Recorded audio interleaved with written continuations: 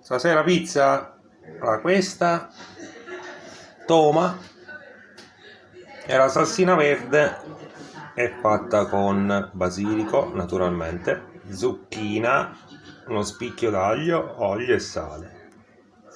Buona, questa è spettacolare. Questa acciughe, capperi e olive.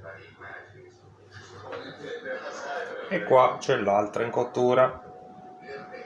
Pomodorini secchi, sempre olive, cioè una specie di svuotafrigo fatto stasera, la pizza in pasto stamattina, sempre lievito madre, nell'attesa, come al solito, il buon vino,